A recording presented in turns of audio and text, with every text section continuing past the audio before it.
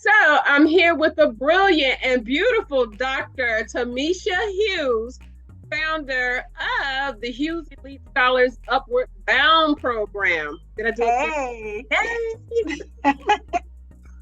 So Dr. Hughes, can you give us a little background of where you're from and how you got into education? I am from Cincinnati, Ohio, but Charlotte, North Carolina has been home for over 20 years. And I got into education like during the time where I never would have thought about going into education. I wanted to be a business person. I want to go in corporate. But the funny thing about it is that all of my mentors were educators. Mm-hmm. And so I was surrounded by that. And so as a result of having my second child, I wanted to be in his life. I wanted to see my children grow and grow with them. I decided to become a teacher, and I went into the area of business technology. Okay, business technology. Yes, so I taught CTE at Martin Luther King Middle for a number of years, and then I've taught on the high school level, virtually and in person, and then I transitioned into TRIO programs, and so that's when Hughes Elite Scholars came about after. I think I was at Livingstone for 6 years over their TRIO programs. So TRIO is a federal program that was established in 1965 to help low-income first-generation students through high school and college to get a 4-year degree. So because I do have another question associated with that, but I have many brooding questions, but we'll go light. Now, you started your program and you said it, well, in something that I read, it was in response to your educational backdrop. So in comparison to your educational backdrop and Charlotte Mecklenburg schools per se, what differences do you see with these high school students? Oh, wow. You're talking about personally my educational backdrop? Yes. Okay, so Hughes Elite Scholars came out of what I was seeing as a trend. Just, education being an ocean and students lacking that navigational. They lack those, the ability to see from point A to point B. And that was the same thing with me. I'm coming from Cincinnati, Ohio on a one-way ticket to college with no parental support or parental knowledge about how this process works. And so I saw a trend not only just in Charlotte, but in surrounding counties with students and parents that just didn't understand how to get their child from point A to point B in high school, let alone even think about them going to college. Wow, that is different for all families. Now, you are very specific in selecting first generation students where neither parent holds a degree. Why is this a requirement? It's a requirement by the federal government under the contracts that I have, but it's also a requirement of the agency in some aspect because these students tend to be overlooked. We tend to assume a lot that they understand the process because a lot of times when you don't know something and you don't come from a generation of that in your family, you don't ask those questions. Right. Just these families depend on the counselors and the school, the old school way of things, I send my child to school, the school is going to give them everything they need. But right now we're looking at a crisis in the school system where it's overpopulated. They have 400 or 600 students to one counselor. Someone is going to fall in the cracks, and it's usually those first generation low-income students. It's always the first generation students. I do believe when my daughter started college, 2016, 15 maybe, and she said, "Ma, they did not prepare us for this." So what do you have to say in respect to that, even with the counselors and the first generation students that's going into college, that they're not being properly prepared, either way it goes from high school? Right. Well, as I stated before, it is a crisis. But what I can say is that, we have to take some ownership in that. What we have now that we didn't have when I was coming up is www the World Wide Web. And so Right. now you can Google everything. You can research everything. And so that's the first step that I tell my parents to do. When you're searching for resources for yourself, that's how you start searching for resources for your child, is by starting early. And so it's never too early to start trying to figure out how to get the information that you would need for them to go to college, or if they want to trade or whatever it is. It's all about doing the research. That's right. Now you have a 6-week program. First of all, can you discuss your program? Tell us about the different elements that you have attached to that program. Okay, so our programs are year-round, because we believe that we can't capture everything in that 6 weeks. That the 6-week enrichment program starts in the summer. We just started this week, and I'm excited. What we're doing, because of inflation and everything else, we want to show students that we've gone from a brick and mortar to a click and scroll. And I want them to be able to adjust in both of those areas, because that's where higher education is going. And Right. so we have 3 weeks of virtual learning. Our students are learning how to, they're learning in the core curriculum areas that they will be going into the following year. So if you have an upcoming 10th grader, that 10th grader is going to learn Algebra 1, English 2, all of those advanced classes are being taught this summer, so that when they go into the fall, they are well aware of what to expect. So that's how the 6-week program starts. But during the academic year, we're doing tutoring, we're doing SAT prep, ACT prep, we're checking in, we're making sure that they have the advising that they need. They're being exposed to college courses, they're being exposed to college campuses, they're getting the navigational tools that they'll need to survive in their first year of college. And this year, what we're doing that we haven't done in the past is we are bridging our students who have graduated from high school over, and basically holding their hand and giving them those simple soft skill tools, like say for instance, self-efficacy and community culture wealth. We're making sure that they understand that when they enter into college, they're bringing capital with them. They Right. belong there, right? Because see, what happens is they'll get to college and they'll feel deficient, like I'm not supposed to be here, or I'm behind. No. The college campus is enriched by the fact that you have all of this capital backing you. And so by the time that they get to college, they already know, hey, I belong here.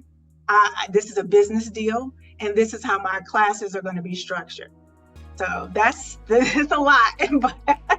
It's a lot, but it's wonderful that you're doing that, because it's like you said, it's almost like they have either survivor's remorse or culturally a culture shock. Yes. They get there. Yes. So, because I do remember my daughter she attended UNCG, and it's not that it wasn't a great school. It's a great school. Right. But culturally, she didn't feel like she fit in.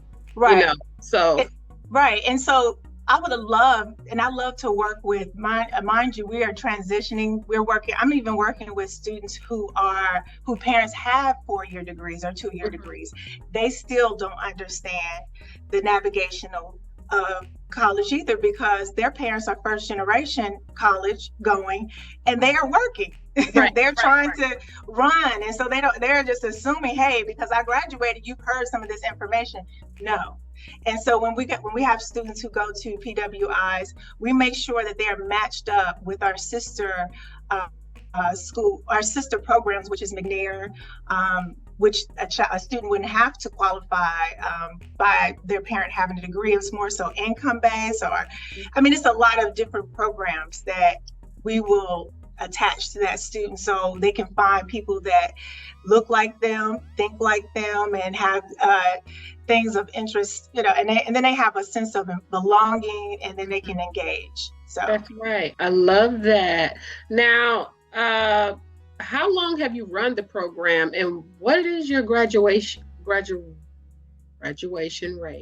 Yes. Okay. Yeah. So this is our 5th year. 5th year. This is our 5th year. Yay. Congratulations. Woo-woo. Thank you. Yes. This is our 5th year, and our graduation rate has always been 100%. Yes. Wow.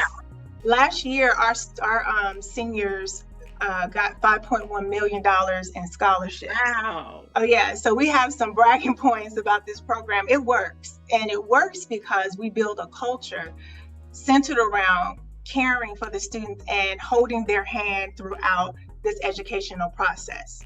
I mean, that's what's required nowadays. Whereas before, we was ready to do our own thing. Right. Not now. I mean, even when they don't say they need help, we reach out to them and make sure that they get the help that they need, even when they're in college. Because can you really say that the program works if you just get them to college? Right. That's correct. No. Right. And so our program, the Upward Bound program, literally stops when they graduate from high school. The Hughes Elite Scholars Agency picks up after they graduate from high school and while they're in college.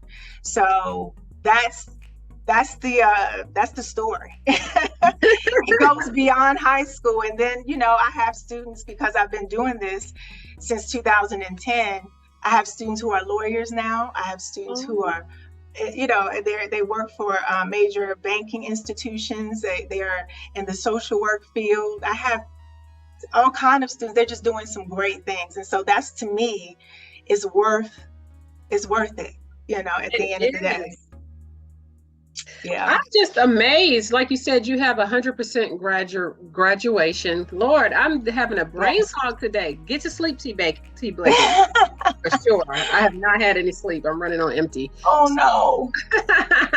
So with that, you've been around for a while. So your services are only available to specific high schools like Rocky River, Harding University, Albemarle Road, and Hunter Huss. But why not West Meck and West Charlotte? What's the difference? You have some more schools in there too. We serve schools in Rowan County, Salisbury High School and North Rowan. The reason why is because when we compete for these grants, these are all federal grants.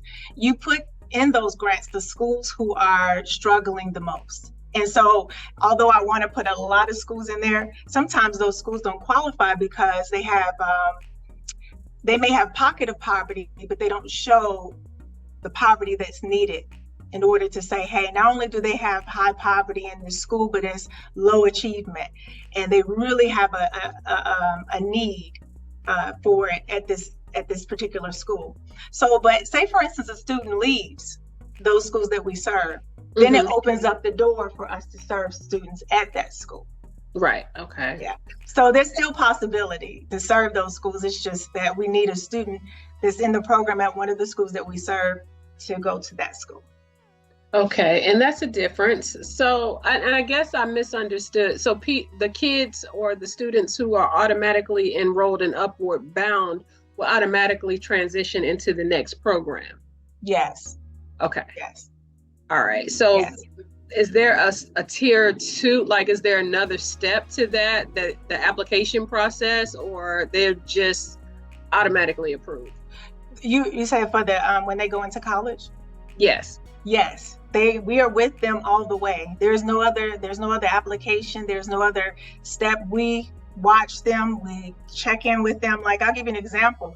I had a student who is at one of my that's at Elizabeth State University, and called and said, hey, I have no way home.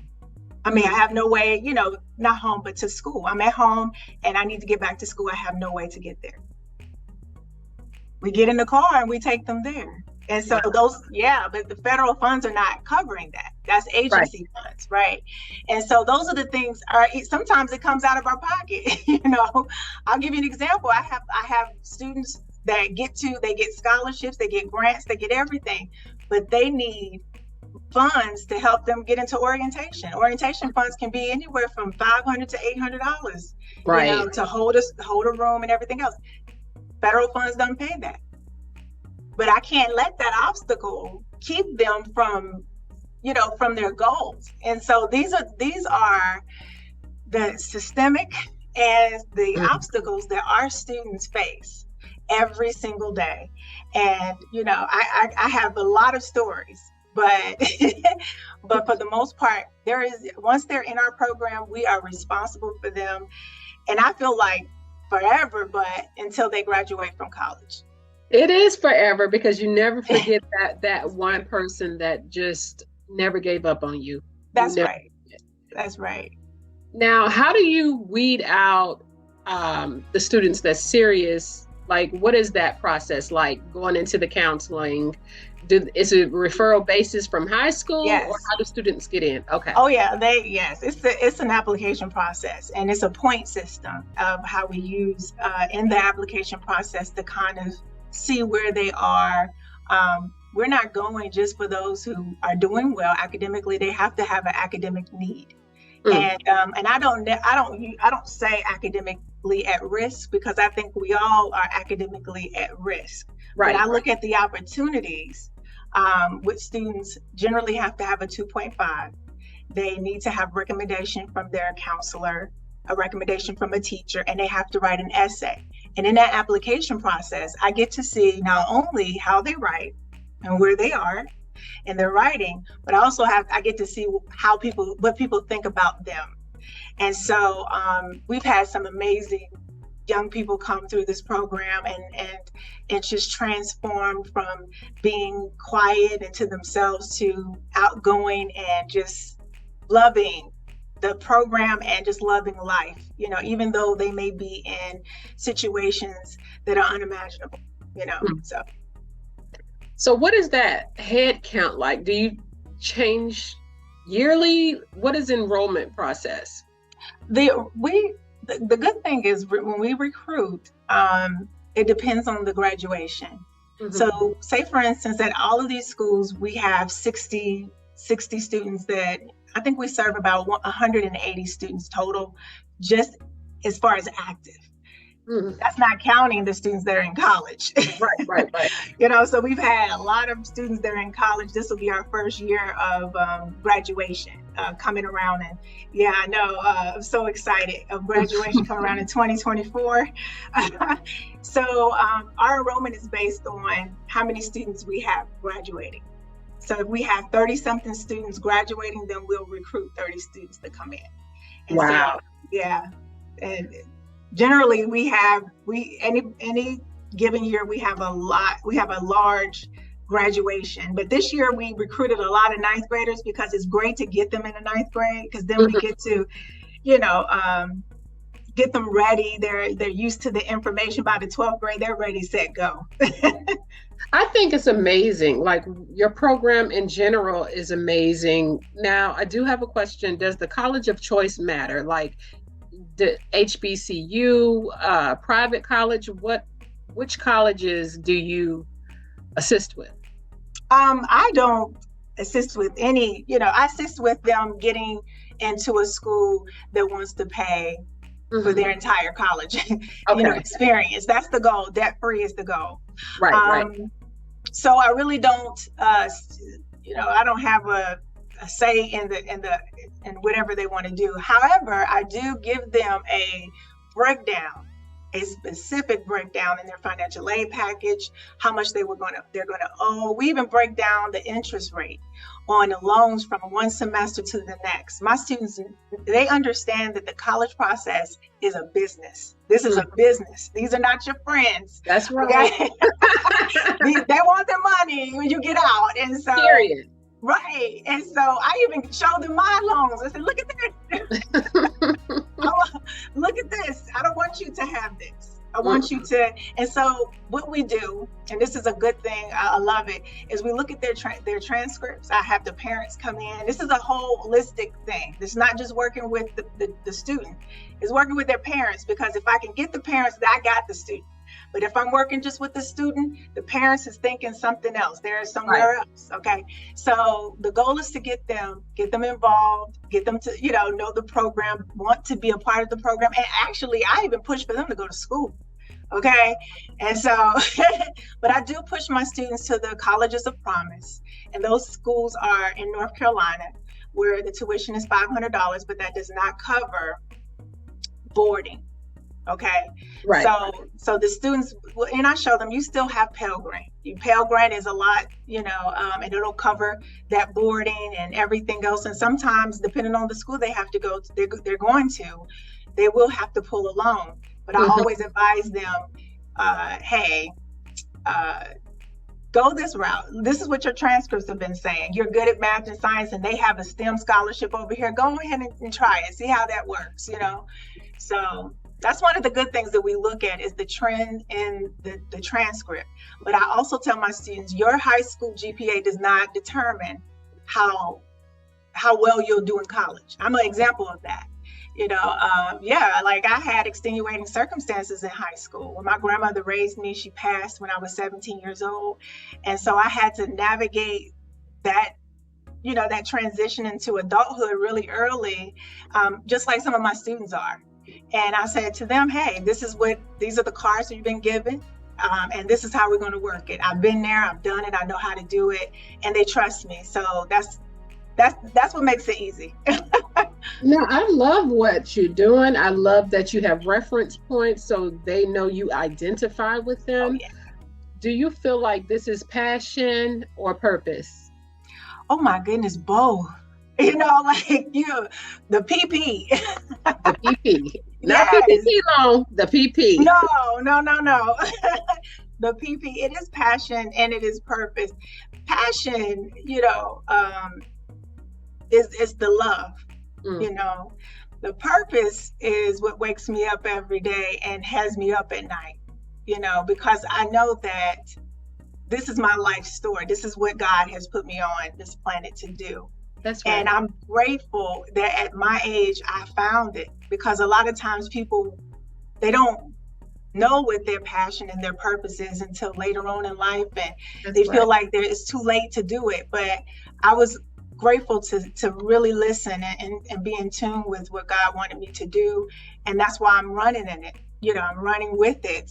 And it comes so easy because I know that lives are going to be forever changed and generational curses are going to be broken. That's right. And then they're going to live, hopefully, a passion with purpose life.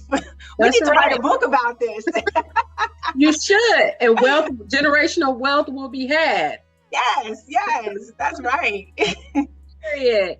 So if you had three, and I know enroll in the program, Rising Scholars, this is an interview. This is an informative interview to let you know who Dr. Hughes is and what she does in the community, because she's a community servant. But at the same time, I would like to know, for the parents who's interested in the program, what are the three most important things they should consider when enlisting in your program? Well, enlisting in the program will be to go to our website, www.Hughes Elite Scholars, and is it www.HughesEliteScholars.com? And, do your research, look at it. Make sure that you're, in the position to, or if you need help, reach out to us. There's our numbers on there, on the website, to answer any questions that you have. But most importantly, read the website. It has everything on there. And then if you just write down questions about the program, call and ask us. And then make sure you meet the requirements, because those requirements are not mandated by me. They're mandated by the federal government. So you have to make sure that you are first generation and low income, and don't feel bad about anything, because listen, we all had to come away, and make a way. And so the third thing is to be involved. That's right. Be involved. I have a parent advocacy board, and my parents, they are my rocks. They come to me and they advocate for Hughes Elite Scholars in every county that we're serving in. They go to the board meetings with me. And if I'm not there, they're saying good things about this program because they know that it works. So we don't leave the parents out. We don't. We bring them in. But if like I've said before, to people, I understand. But just trust me with your child, because I have to do this with them. And if they're willing to go on this educational journey with me, I'm here. We're here. Period. Period. So Dr. Hughes, you definitely pointed at a few factors, like you were brick and mortar, you're online now. Yes. But you have grown tremendously since starting the organization or the program. So Yes. how many, can you tell us the number of advocates you have? Like what column is everybody in? What are they working in? What are their strengths? I'm sorry, advocates. What do you mean? So you said you have advocates that reach out to, you have some for the parents and you have some for the students. Oh, so what yes. Oh, I'm sorry. So, the wonderful thing is the parents are advocates, and I don't know what their background can be in a number of things, Right. but I know that they have, I have parents who are grandparents and they're raising their children's children. And so they bring wisdom to the advocacy. I have parents who are just getting back into the swing of things, and they're in banking, and so they bring some things to the table. But we also have partnerships with Charlotte Mecklenburg school system, all of the school systems that we serve, and we have partnerships with them. We have partnerships with the state employee bank, and they come in and they do some of the financial literacy for us. We also have partnership with other banks, and they help us as well. Community, I can go on and on and on, but my board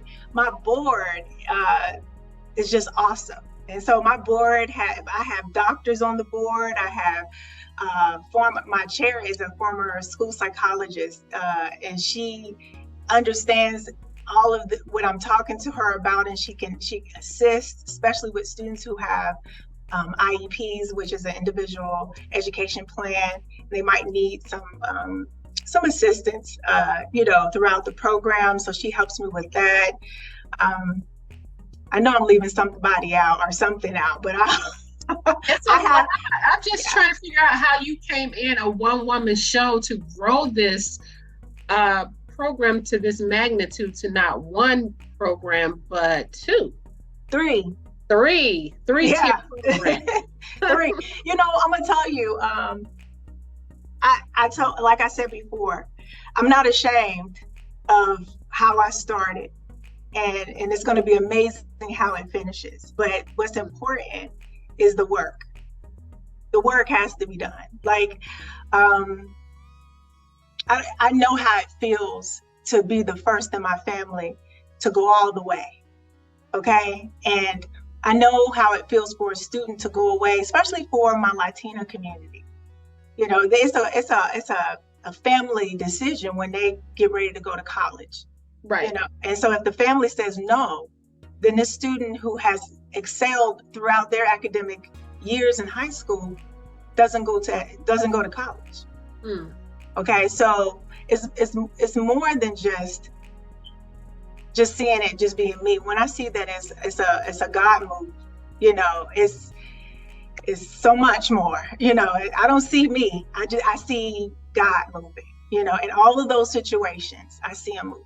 So I love that, and I love this for you and the community. It's all about the community, because we are here to serve. That's right. That's right.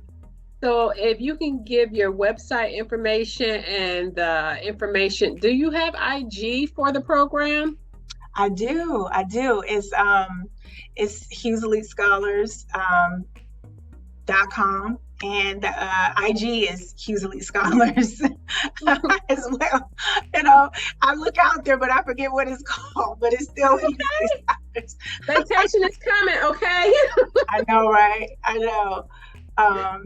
But yeah, I just I want to, if any who all is looking and they really want to be a blessing to a young scholar's life, if they can go onto our website and they want to bless them, to these funds can go towards their college applications, they can go towards their onboarding, anything. That's what those funds could go to, or if they just want to sign up to volunteer, we're good for that as well.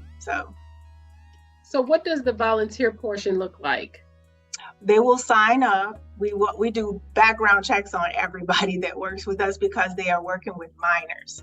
Right. They'll give us some information as to why they want to work, with the program. Where do they see themselves, helping? And they're onboarded. And so they'll work with one of the academic coordinators with a student. We don't have volunteers tutor our students. We have the teachers tutor our students at the schools. So if they're volunteering, they're just going with us on a trip, or they're getting things ready for us, or they're giving us information. So just to make sure we protect the students. And as it should be. Okay, it's too much in the news. Yes. Yes. And let me tell you, we're good. No, sit down somewhere, okay? Yes. Yes, ma'am. Thank you so much, Dr. Hughes. You were a joy, and I just love what you're doing, just helping all kids in the community, not just a certain demographics of Black kids, though. Right. Black kids are highly at risk, Black and Yes. Hispanic kids. Right. But, when I went onto your website, I saw a diverse, different background, or just different children. And I think it's unique in itself. Yeah. So, one thing I want to leave with you is that we know that first generation low income, just like you said, it impacts minorities more so. But one of the good things is that when you look at poverty affects everyone. That's right. And so that's what I want to make sure is that, anyone that's listening, that we serve all of them. We serve all of them. And that's the beauty of it. That's the beauty of it. So definitely reach out, visit the website, plant your seeds, because they can't help if you don't help them grow. That's right. Thank you. You're welcome. Thank you, Dr. Hughes.